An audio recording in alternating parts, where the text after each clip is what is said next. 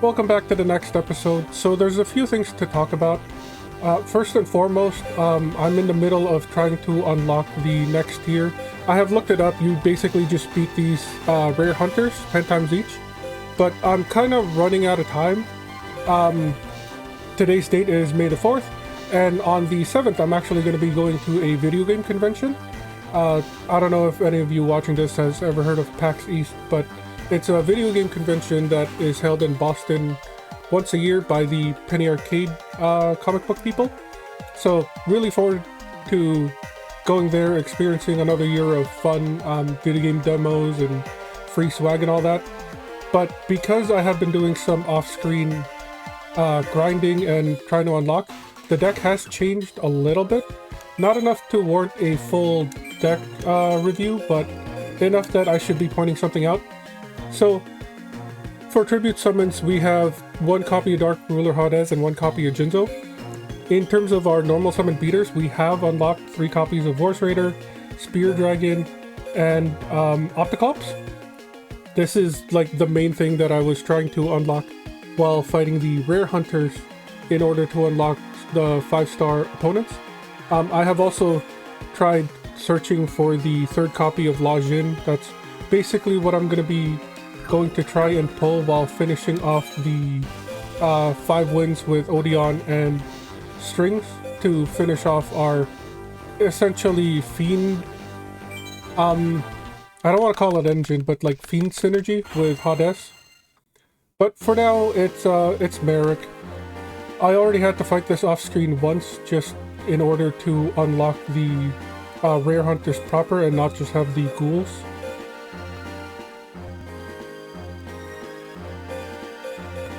Like just the random ghouls. We can start off with Vorse Raider here. 1900 is pretty strong.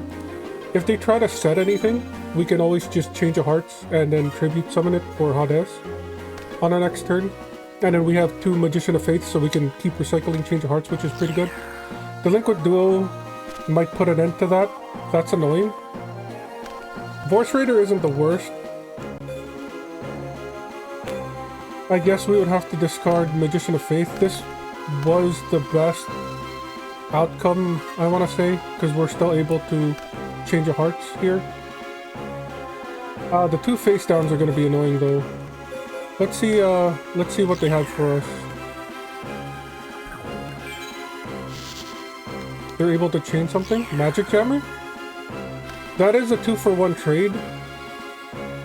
I'm kinda okay with that. We can still tribute summon for Hades here and just negate their face down, assuming it is an effect monster and assuming their other back row doesn't stop this. It does suck getting rid of a Vorse Raider.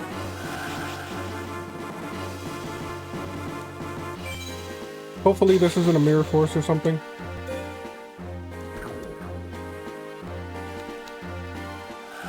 We stopped the Man-Eater, which is great. Just to refresh what Hades does, if a Fiend-type monster on our field attacks an opponent's monster and destroys it, its effects are negated. So it stops things like Man-Eater bugs, Magician of Faith, Giant Rat to recruit things,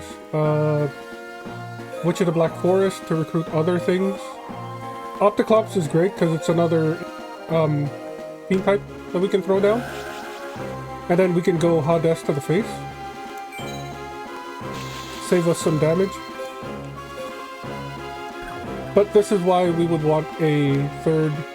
Cyberjar would have been really annoying. Good thing it's negated. This is why we'd want a 3rd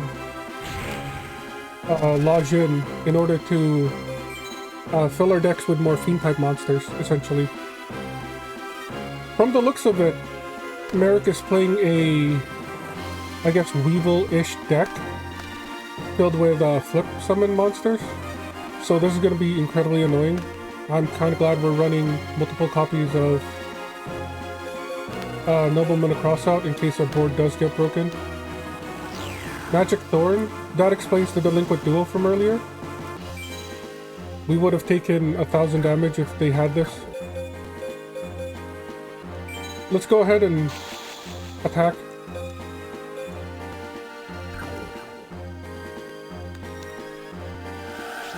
Bistro Butcher is nice that they have that on their side. We used to run that. If you deal any battle damage to your opponent using Bistro Butcher, they draw 2 cards, so it's like free card draw for us. It's annoying that it's 1800, but at the time that Bistro Butcher was released, 1800 beater was very strong, so they had to nerf it somehow. We can basically win here. I kind of want to keep Magician of Faith face down in case somehow their back row becomes live, and we can just like change of hearts on their turn.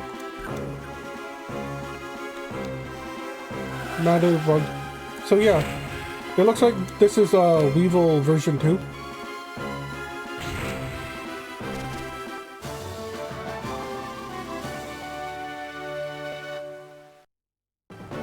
So these are the booster packs that has been unlocked because we've beaten some of the rare hunters 10 times. They're all Yugi packs, and I'm assuming the last 2 are going to be Yugi packs as well. I have no clue what would be inside of them. It doesn't really give much of a hint. But we do still have the Zombira the Dark, Yamato the Dragon, and the Guardian Sphinx pack to open. It would be really funny if this one had all of the spirit monsters and we pulled 1 copy of Yatagarasu. So I kind of want to pull from this one.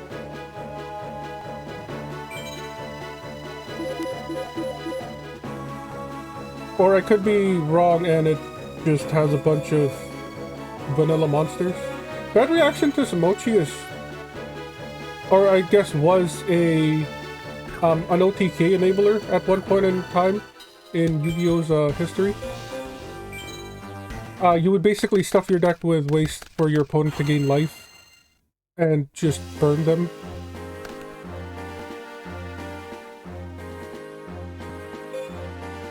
We have cross out for when they set a monster, which is going to be great. It didn't look like they had beaters, so we could use like Harpy's brother here as bait.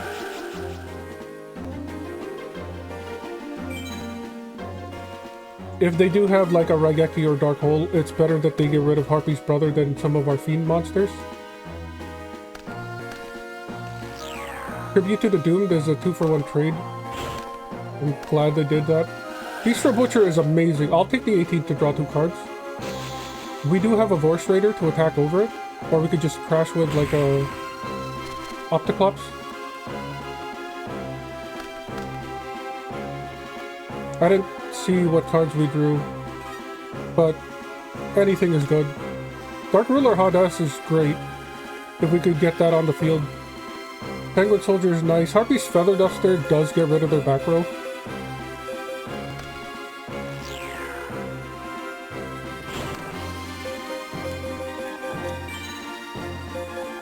Magic Thorn isn't the worst card to get rid of. Summon Skull, they would have never summoned that anyways. Vorse Raider here. The Vorse Raider does have 1900 attack, but it doesn't synergize well with Hades. So tributing it off for Hades next turn isn't the worst.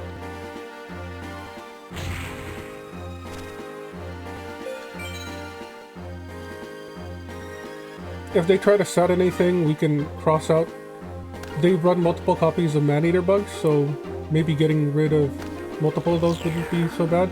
The Liquid Duo could screw us over, depending on what it discards. La Jin is the best card for it to target, or like one of the Opticlops. I kind of want to keep the Penguin Soldier in case things go sideways, so I guess there goes one of our Opticlops.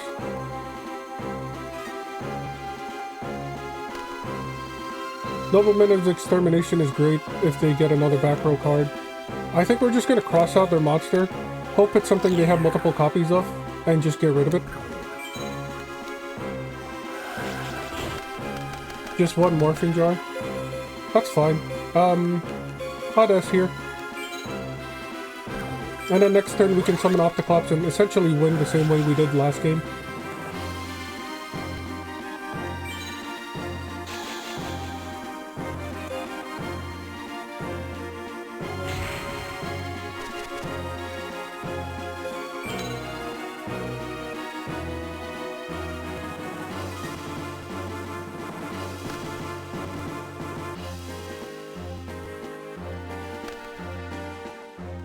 That's probably another effect monster. Torrential Tribute is nice if things go sideways, but I doubt we'll need it.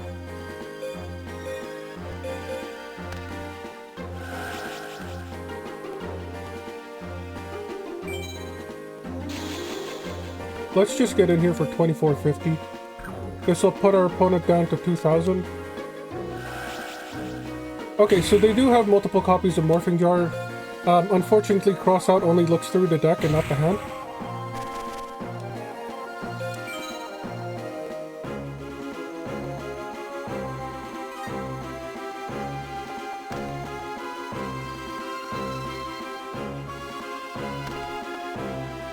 That might be a third copy of Morphing Jar, honestly.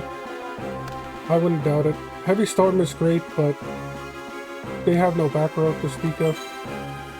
This should be game. Unless they somehow have a 2k defender. No, Cyber Jar. So it's like...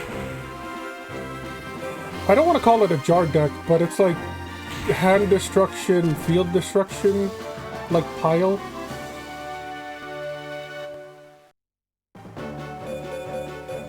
Come on, Yada. One copy of Yada would be crazy. I don't know... Sousa Soldier? A level 4 2000 attacker.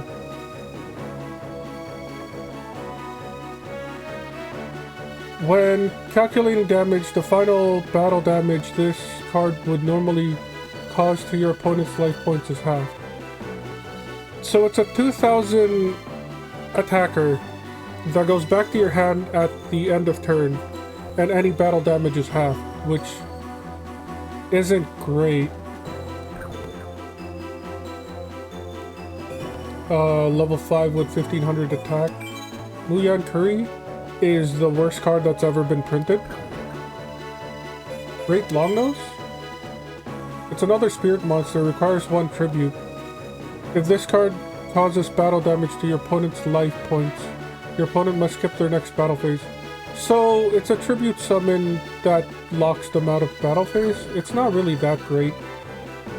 You would want at least like 2000 or more on a single tribute monster. Especially if it wants to deal damage to the opponent.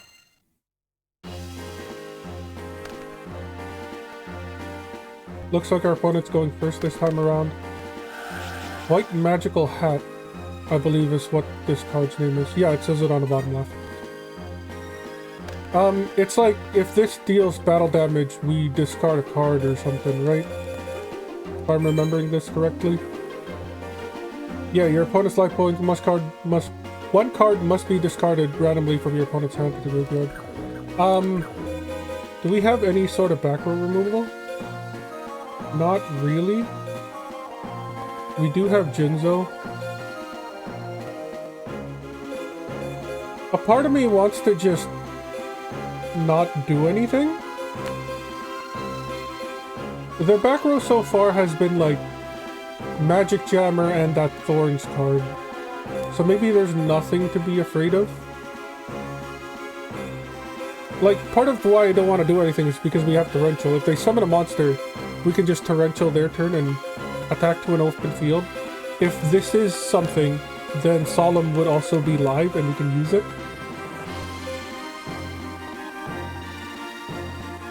But they really haven't used any threatening trap cards yet, so I want to say that back row is nothing. Yeah, it's just the Magic Thorn. I wouldn't call it nothing. They do have, like, Delinquent Duo. They do have Delinquent Duo. A part of me wants to keep this in our hand in case they do Delinquent us, because I don't want Jinzo to go. Or maybe we do want Jinzo to go and Hollow Haunted it back. That seems like a better idea, honestly. Let's just set these three. We were always getting rid of this card. But if they do rip cards from our hand, we do have ways to bring it back from the graveyard. So maybe getting Delinquent Duo isn't the worst.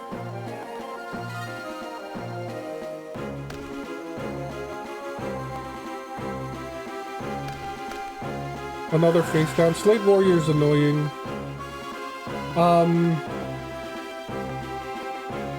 We...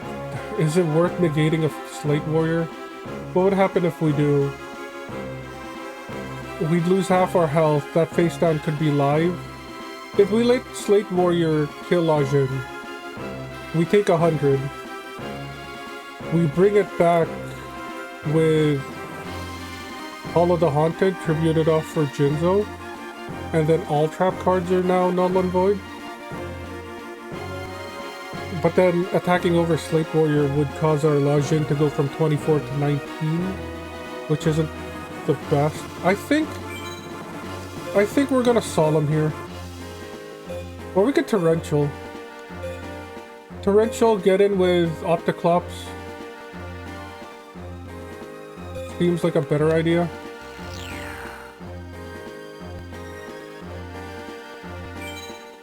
We were gonna lose Lajin either way. At least this way we can go Opticlops, call the Haunted Lajin, and then get in for about 4 grand. And then maybe the turn after we can Tribute Summon for Jinzo. Conversely, we could Witch of the Black Forest, get in for 11. I'm just scared of what this is. We do have Solemn though. I like... Whoop, wrong card. I like the idea of bringing back Lajin. Normal summoning Witch of the Black Forest and then tributing it the next turn for the Jinzo. And then we have Lajin Jinzo.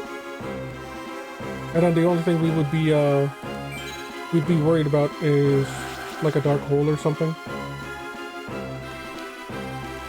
Magic Thorns. Okay, so the back row was nothing.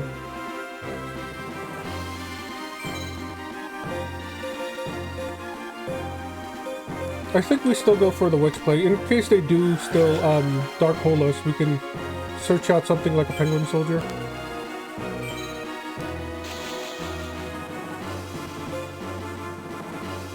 It's less damage, but more utility.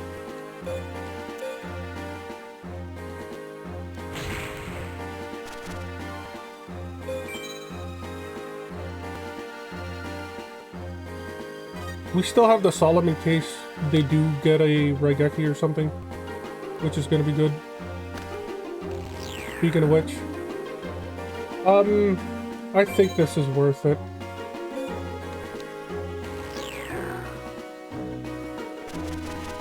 I'm surprised they haven't gotten any of their effect monsters. Well, I guess they have. Hard Destruction is really annoying. We take 2,000 here. They could kill us if they Delinquent Duo. No? Nothing? Okay.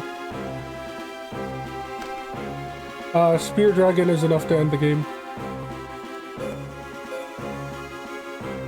Unfortunately for them, Card Destruction wasn't enough.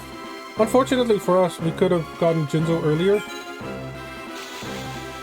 Negated a lot of the damage. But I don't know, hindsight is 20/20.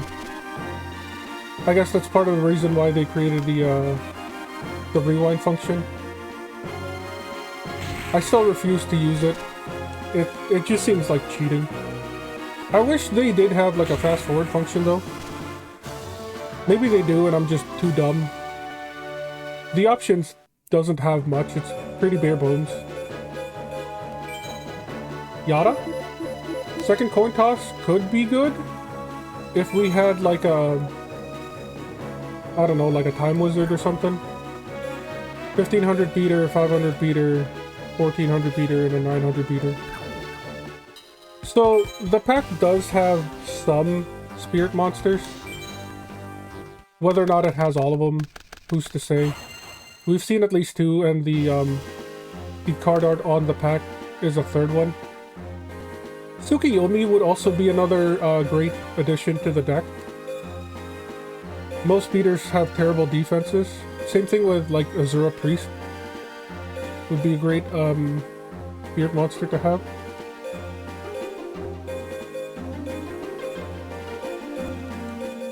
Harpy's brother is alright. We also have Imperial Order in case they try to rip our hand apart. Mirror Force is always a good card.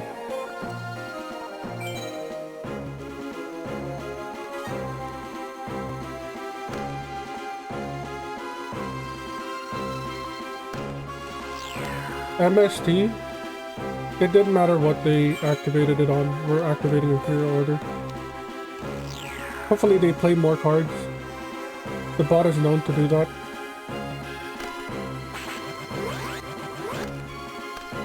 Okay. So that could be something, that could be nothing. The only spell card in our hand, I believe, is Heavy Storm, and I don't want to trigger it right now. So we will pay for this.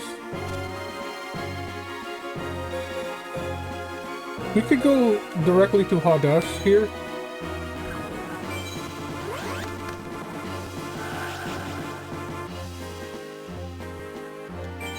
We've seen what kind of face-down defense position monsters they have. They're pretty scary. There goes the Man-Eater. I'm so glad we're running Hades now. If only we had this back when we were facing Weevil.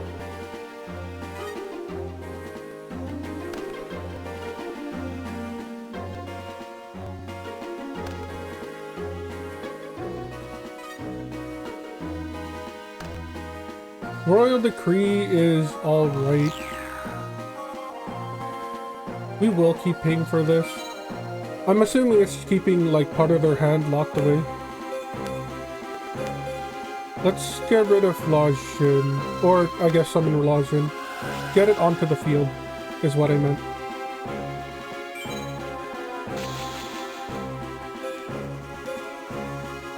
We have both Lajin and Opticops in our hand, so... Or, I guess it was in our hand. We could start doing like 24 plus 18 is over 4 grand next turn. So they're going to be on a 2-turn clock, unless of course they have nothing. In which case they lose next turn.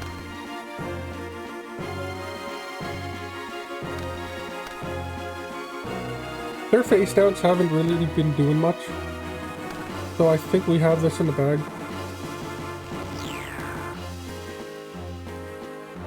$700 is nothing, we'll just keep paying for it.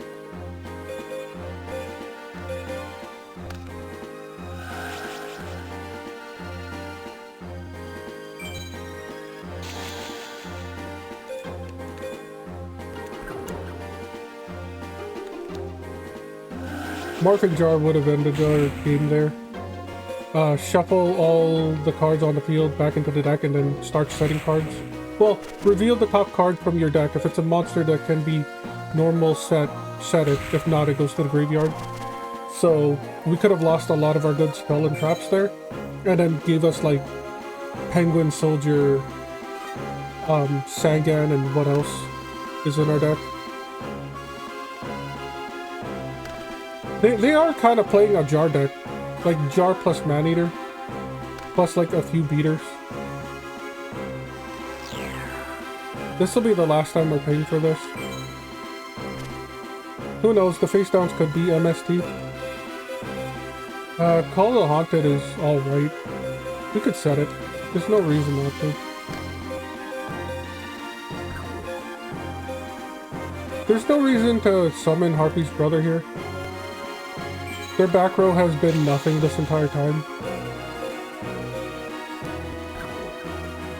It could be other copies of Magic Jammer or something. Magic Cylinder is annoying. So it was live, they just didn't use it until it was necessary. Another Jar card. So yeah, it's like a Jar card destruction, like hand destruction deck, which is neat. I mean, I appreciate it. Unfortunately, we had all the tools to counter them.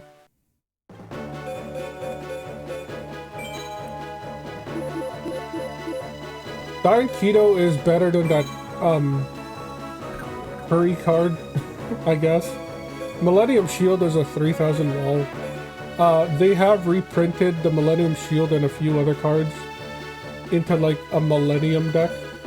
If any of you play current Yu-Gi-Oh! I hear it's pretty good, I haven't played it myself. No, no Yatagarasu, unfortunately, but that is, you know, 5 games against Marik. Tune in next time when we fight, hopefully, the rest of the 5 stars if I can unlock them in time. This video will be going out either the 12th or 13th. I don't really remember what the Tuesday is. So Wednesday I'm gonna have to be able to unlock the rest of the 5 stars, record, and then get it out on Thursday in order to keep my my schedule from, I guess, derailing. But yeah, that's it for now. Until next time, I'll see you around.